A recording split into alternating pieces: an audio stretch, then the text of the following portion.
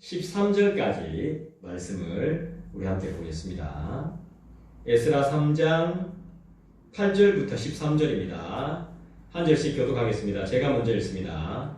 예루살렘에 있는 하나님의 성전에 이른 지 2년 둘째 달에 스알디엘의 아들 스룹바벨과 요사닥의 아들 예수아와 다른 형제 제사장들과 레위 사람들과 무릇 사로잡혔다가 예루살렘에 돌아온 자들이 공사를 시작하고 20세 이상의 레위 사람들을 세워 여호와의 성전 공사를 감독하게 하매.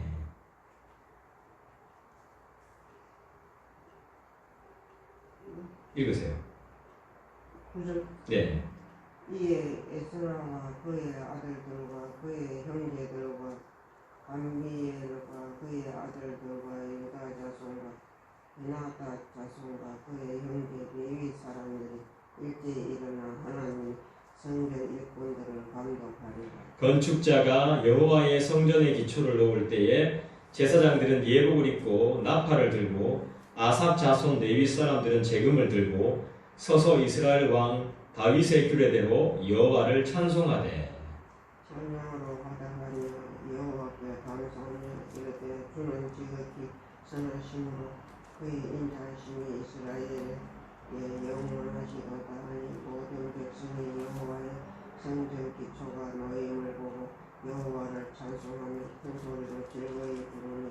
제사장들과 레위 사람들과 나이 많은 족장들은 첫 성전을 보았으므로 이제 이 성전의 기초가 놓임을 보고 대성통곡하였으나 여러 사람은 기쁨으로 크게 함성을 지르니 백성이 크게 외치는 소리가 널리 들리므로 즐거이 부르는 소리와 통곡하는 소리를 백성들이 분간하지 못하였더라. 아멘. 여러분, 우는 사람도 있고 웃는 사람이 있습니다. 우는 사람 소리가 너무 커서, 웃는 사람도 목소리가 너무 커서 멀리까지 들립니다. 하도 소리가 커가지고요. 어떤 소리? 우는 소리.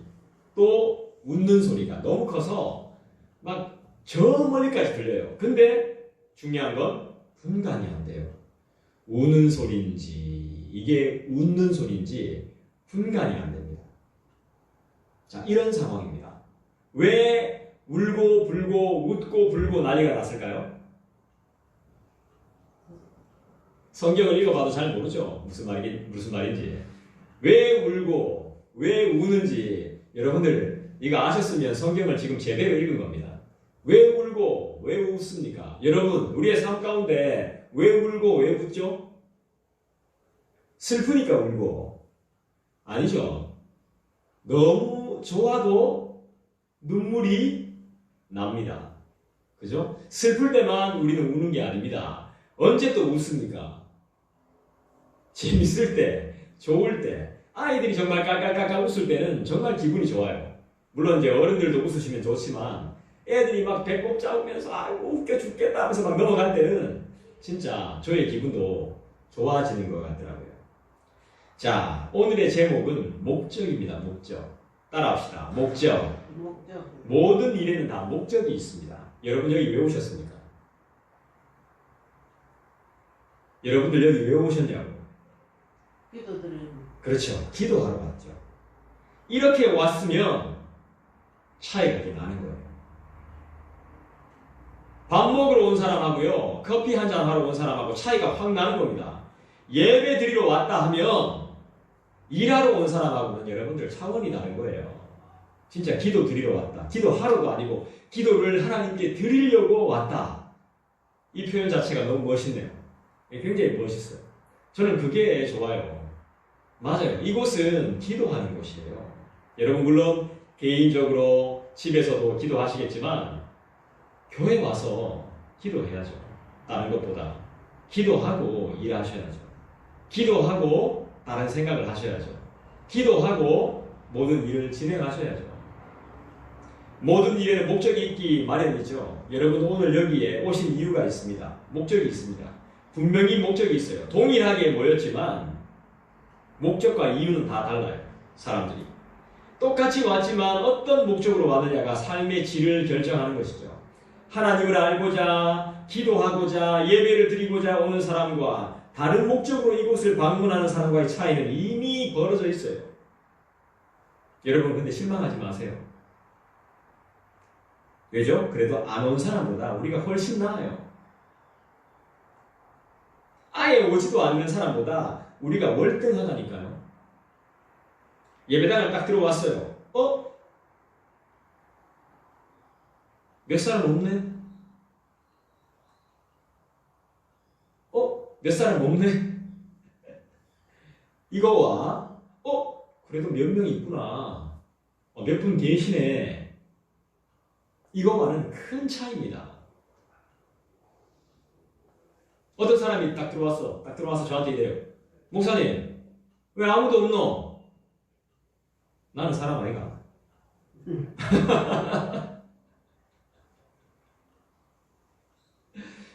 저는 사람도 아닌가 보죠. 제가 있잖아요. 그리고 우리 주님 계시잖아요. 할렐루야. 아멘.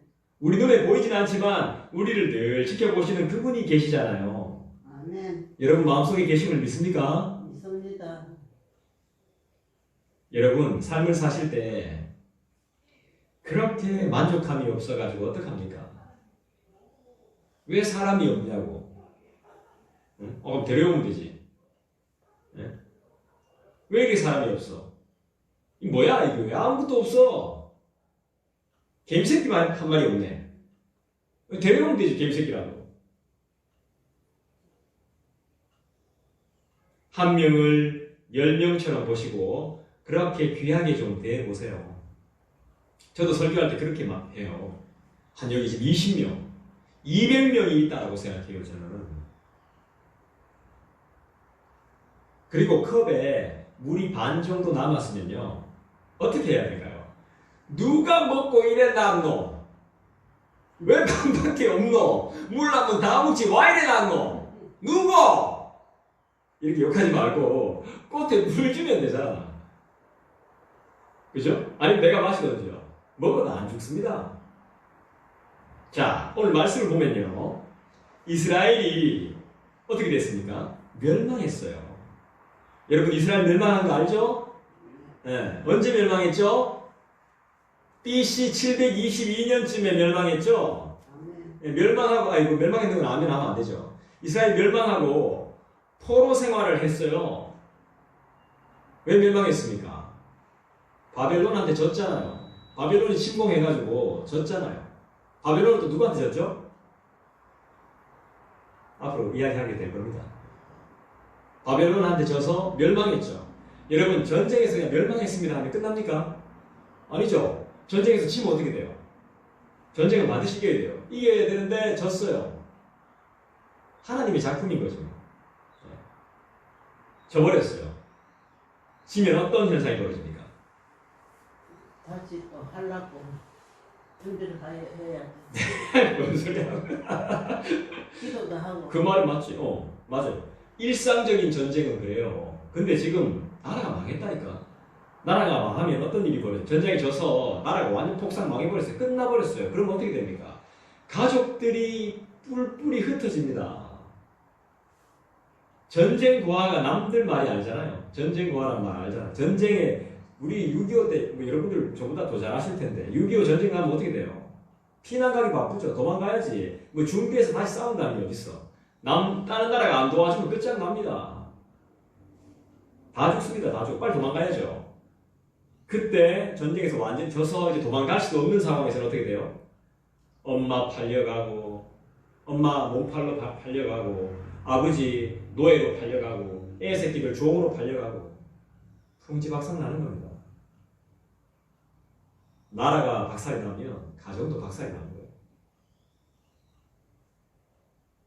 이스라엘이 멸망하고 포로 생활을 하다가 이제 풀려났습니다. 이제 자유입니다. 말씀드렸다시피 전쟁에서 지면 비참합니다. 일단 가족들이 다 흩어지고 팔려가고 난리도 아니에요. 근데 이제는 해방이 됐어요. 따라합시다. 자유. 자유를 얻었습니다. 그런데 가족들이 다 다시 상봉을 했는지는 모르겠어요. 하지만 타국에서 힘겹게 살다가 고향 땅으로 다시 돌아왔어요. 누구의 은혜입니까? 하나님. 그렇죠. 하나님의 은혜입니다. 우리가 예배를 못 드린 적이 있었어요. 집 밖에 못 나가고 집구석에 꼼짝도 못할 때가 있었습니다. 언제죠? 여기에 사는 아니죠. 코로나 때죠. 네, 아무데도 못 가고 막 꼼짝도 못하고 예배도 못 드리고 집에만 있고 밖에 나가면 콧물 줄줄줄 흐르니까 막 이게 코로나인지 감기인지 뭐 독감인지 알 수도 없고 집에만 있어야 되는 거예요. 만날 사람도 없고. 그렇게 우리가 힘들게 살다가 이렇게 나와서 얼굴 보고 예배 드릴 수 있다는 것이 뭐죠? 은혜 아닙니까? 왜 그걸 모르죠? 네? 왜 그걸 모릅니까? 우리가 그렇게 힘들게 살다가 이제는 자 이제 많이 풀려가지고 자유롭게 예배 드릴 수 있게 됐습니다. 일 안 했잖아요. 이때까지 일 안 하다가 교회 일 안 하다가 이제는 교회 일할 수 있는 이제 할 수 있는 뭐 코로나 때문에 우리 교회가 많이 꺾였습니다. 많이 힘들어졌습니다. 사람들도 많이 나갔습니다. 믿음을 저버렸습니다. 하나님을 등지고 난리 났습니다. 하나님을 등지면 어떻게 돼요? 다 죄 짓는 곳으로 가게 되죠.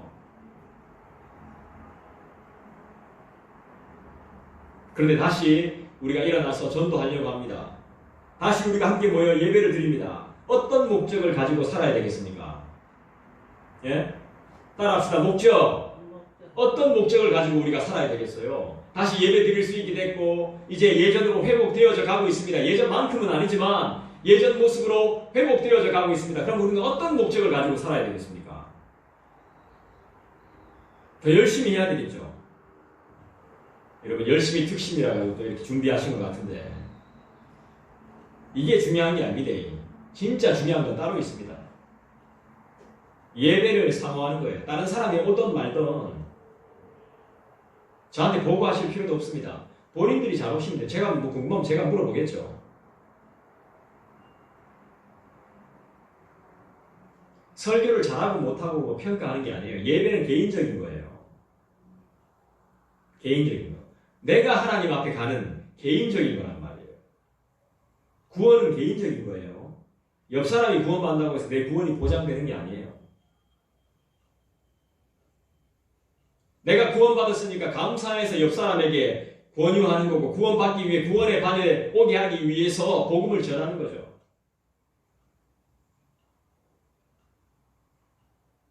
여러분, 이젠 삶의 전쟁에서 지면 안 돼요. 작은 유혹에 넘어지면 안 됩니다. 인색하면 안 됩니다. 사람을 너무 믿어도 안 됩니다. 비참함을 당할 겁니다. 저도 그래요. 여기 옮길 때, 제가 교회를 옮길 때 다른 사람 말을 들었어요. 아, 그래야 내가 전도하지. 이쪽으로 옮기세요. 근데 본인은 그런 말 안 했대. 내가 분명히 그 말 들었는데, 그 말 듣고 내가 마음에 결심을 했는데, 최종적으로. 사람 말 들으면 안 된다는 거예요. 비참합니다, 사람 말 들으면. 근데 아직까지 나는 주님의 음성을 정말 듣고, 그 다음에 생각하고 싶고 움직이고 싶은데, 아직도 그렇게 안 되는 나의 모습을 보면서 참 안타까워요. 그렇게 힘들어 봤으면서도, 아직도 주님 말씀을 안 듣고 있구나. 이젠 여러분, 삶의 전쟁에서 절대로 지면 안 됩니다. 비참함을 당할지도 모르기 때문이죠. 성경에 나오는 모든 비극이 하나님을 의지하지 않아서 발생한 것이라는 걸 우린 분명히 알아야 됩니다. 하나님을 의지하지 않아서 당한 비극과 비참함이 어떤 것이 있습니까? 따라합시다. 나라가 망하고, 가정이 망하고, 내가 망했다. 네, 그렇게 됐어요. 이런 꼴을 겪지 않으려면 그분을 더 의지해야 되는 거예요. 그분이 누구죠? 하나님이죠. 자, 그분을 의지함으로 몰라요. 이 포로들이 이스라엘 포로들이 하나님을 얼마나 의지했는지는 잘 모르겠어요. 하지만 하나님이 다시 기회를 주셨어요. 그래서 자유를 얻어 다시 고향 땅에 왔습니다. 와보니까 기가 찬 거예요. 전쟁 끝나고 몇 년 동안 다른 나라 가서 포로 생활하다가 갇혀 있다가 다시 고국에 왔더니 기가 막힙니다. 자, 어떤 모습일지 한번 생각해 보십시오. 내 나라, 내 고향에 왔어요. 떡보이 막 내 집 있어요 없어요? 없어. 내 차 있어요 없어요? 이 동물 소새끼 양새끼들 어디 갔어요? 나 어디 갔어? 없어. 아무것도 없어요. 어떻게 해야 됩니까 이제? 이제 하나님 기도하고 믿어야 돼.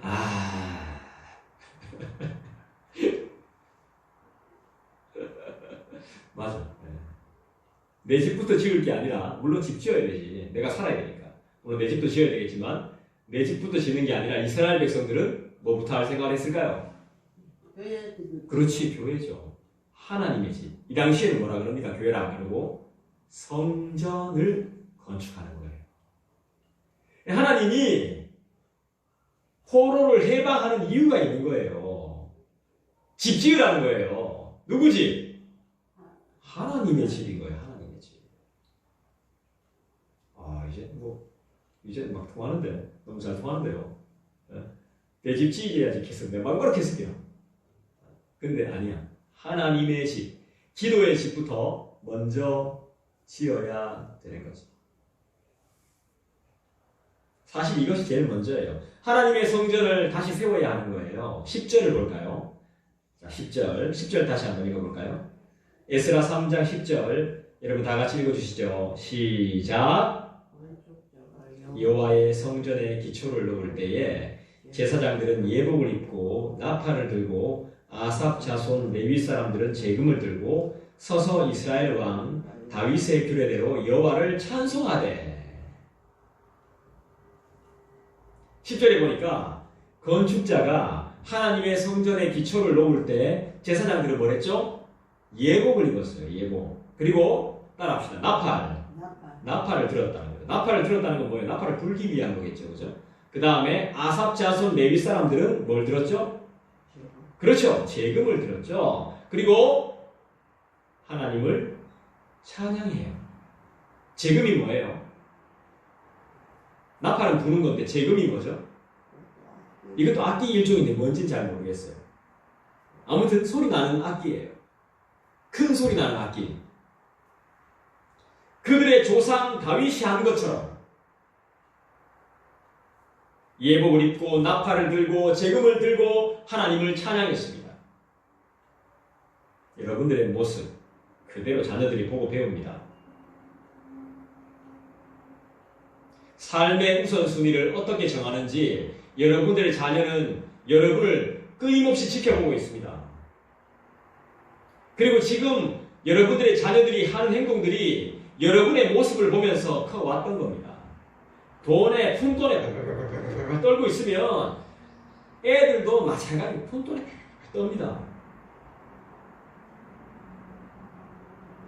사기치고 나만 위해서 살아왔으면 내 새끼들도 자기 자신만을 위해 삽니다. 여러분들이 그대로 가르친 겁니다.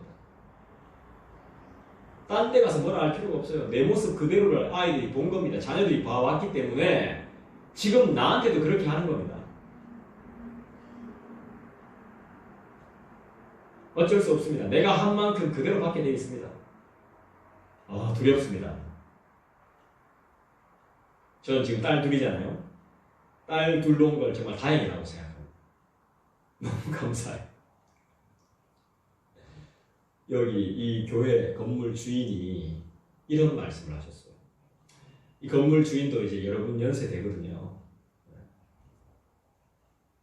본인이 이제 직접적으로 말을 하신 건 아닌데 자녀들이 일을 안 하는가 봐요. 용돈을 주나 봐요. 용돈, 그 어르신도 힘드실 텐데 그 용돈 주셔가지고 어떡합니까? 안 주면 막 죽일라 한대요. 죽일라 한대요. 아버지를. 요즘 그런 세상인데 요즘 세상이 많이 바뀌었어요. 많이 바뀌었어요. 네. 안 주면 엄마를 죽일라 한다니까. 예. 네. 당해봤죠? 예, 아니 진짜 그렇다니까 감춰도 안다니까. 네. 여러분, 그게 여러분들이 자녀들에게 가르치셨던 그대로의 모습이라고. 우리도 부모들 있는데 그렇게 했겠지. 예, 그랬을 수도 있습니다. 예, 그걸 그대로. 근데 여기 보세요. 오늘 조상 다윗이 한 것처럼 제사장들은 예복을 입고 나팔을 들고 레위 사람들은 재금을 들고 하나님을 찬송하고 있습니다. 다윗은 죄의 모습도 있었지만 하나님을 찬송하고 하나님을 예배하는 예배자였습니다.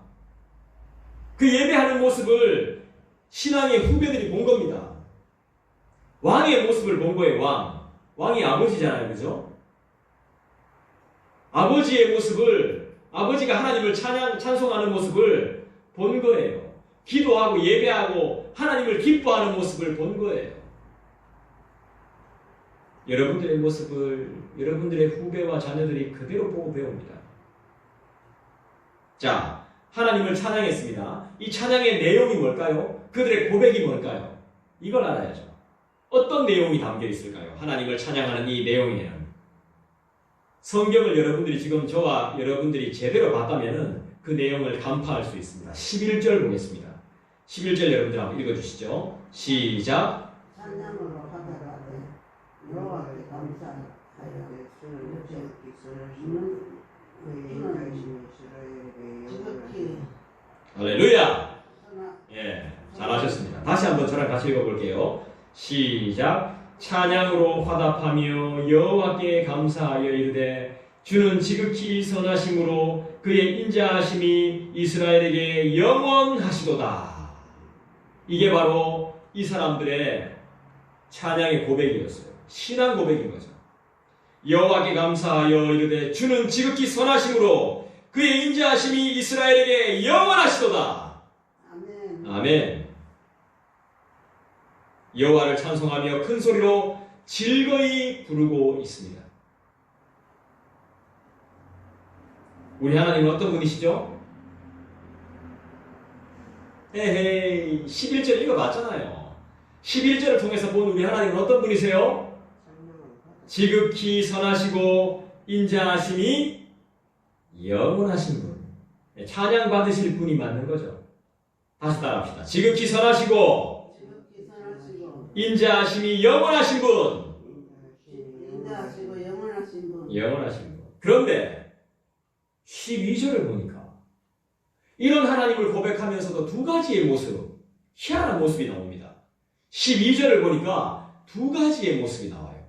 분명히 고백해서요. 지극히 선하시고 인자하심이 영원하시도다. 할렐루야. 기뻐하자. 우리 하나님이시다. 우리 하나님이 승리하셨다. 우리 하나님이 우리를 고치셨다. 우리 하나님이 우리를 도우셨다. 이렇게 말했는데 12절에 보니까 두 가지 모습이 나온다.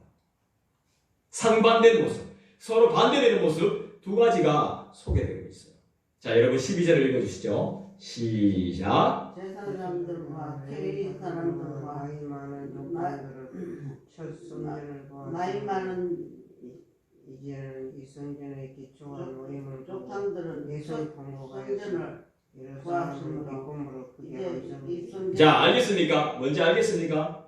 자, 다시 한번 읽어볼까요? 저랑 같이 천천히 한번 읽어보겠습니다. 시작. 제사장들과 레위 사람들과 나이 많은 족장들은 첫 성전을 보았으므로 이제 이 성전의 기초가 놓임을 보고 대성통곡하였으나 여러 사람은 기쁨으로 크게 함성을 지르니. 자, 두 가지 모습 나옵니다. 자, 어떤 모습이죠? 네. 기뻐하는 무리가 있는가 하면 눈물 흘리는 정도가 아니라 통곡하는 정도가 아니라 대성통곡을 하고 있는 겁니다. 왜 이런 반응이 나오죠?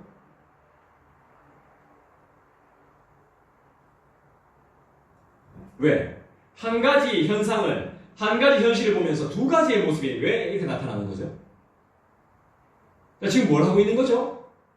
이스라엘 백성들이 성전을 건축하고 있잖아요. 성전 건축하는데 한 그룹은 막 기뻐하고 찬양하고 떠드는데 한 그룹은 막 울다 못해, 통곡하다 못해 계속 통곡을 하고 있잖아요. 왜 이럴까요? 그게 하나님의 성전 방해하는 사람들 감사합니다. 계신 통곡하는 자, 내가 웃고 있어도 옆 사람은 울고 있을 수 있다는 걸 여러분 기억해야 됩니다. 마냥 좋아할 게 아니라는 겁니다. 아시겠습니까? 아멘. 내가 웃고 있어도 누군가는 반드시 울고 있다는 겁니다. 여러분 무슨 말인지 알겠습니까? 성전은 하나님의 임재를 상징합니다. 여러분들의 생각을 이렇게 나누니까 좋네요. 기뻐하는데 반대에서 울고 있다. 이건 성전 건축을 방해하는 거 아닌가? 근데 그 전에 이미 방해했습니다. 그래서 어렵게 지금 시작한 겁니다. 와서 포로에서 해방돼서 바로 성전 건축을 한 게 아닙니다. 방해하는 사람들이 있었습니다. 이스라엘에 중요한 게 나무가 큰 나무가 없습니다. 그래서 레바논에서 수입해 와야 됩니다. 수입. 근데 그걸 무상으로 줬어요. 지금 성전 건축할 때. 그 비싼 나무들을. 지금도 교회 건축하려고 공짜로 건축 못해요. 여기도 우리가 공짜로 들어와 있는 거 아니에요. 누군가의 도움으로, 누군가의 헌금으로, 누군가의 섬김으로, 누군가의 희생으로 우리가 여기 와 있는 겁니다. 옆에 보세요. 옆 사람 한번 보세요. 옆 사람 한번 보십시오. 옆 사람. 그 사람의 섬김으로 돼 있는 거라고 지금 여기가. 성전은 하나님의 임재를 상징해요. 이스라엘 백성들은 우리처럼 성전 중심의 생활을 했어요. 우리처럼 교회 중심, 말씀 중심, 누구 중심? 하나님 중심. 이렇게 신앙생활을 했다. 삶을 살았단 말이에요. 성전이 세워지면 마음껏 예배하고 말씀을 배우고 찬양하고 기도해서 좋을 텐데 기뻐하는 얼굴들 옆에는 왜 대성통곡을 하는 사람이 있는 것일까요? 자녀가 시집가고 장가가면 좋잖아요. 내가 내 집을 사면 좋잖아요. 맨날 전세 살고 월세 살다가 진짜 내 집을 딱 가지게 되면 얼마나 좋아요. 못 봤던 사람, 보지 못할 것 같은 사람을 다시 만나면 기쁘잖아요. 근데 왜 우는 걸까요? 너무 좋아서 그런 거 아닐까요? 야, 평생에 내가 포로 생활하면서 내가 이제 잡혀가가지고 다른 나라에서 타향살이 하면서 내가 성전을 볼 수 있을까? 라고 했는데 진짜 성전을 봐버렸어. 너무 좋은 거야. 그런데 옛날에 솔로몬의 그 성전에 위용이 없어. 지금 성전 보니까 내가 그 당시에 봤던 그 멋진 성전이 아닌 거야. 저를 다시 만나는 사람들은 막 웁니다. 집사님도 저 봤을 때, 처음 봤을 때, 아유, 막 이랬잖아. 그게 오래 안 가지만. 그죠? 그게 오래 길게 가야 되는 거예요. 잠깐이지만. 왜 그래요? 저를 오랜만에 본 사람들은, 아유, 좋으면서도 막 울어. 많이, 얼굴도 시커멓지. 몸도 더 애비지. 그런 거라니까. 그때 그 찬란했던 솔로몬의 그 뭡니까? 하나님의 집의 그 성전, 예루살렘 성전, 그 솔로몬 성전이 그 위용이 사라지고 그냥 안타까운 거죠. 그리고 내 평생에 성전을 다시 볼 수 있을까 했는데 다시 보게 된 거예요. 그러니까 막 이게 막 교차하는 거예요.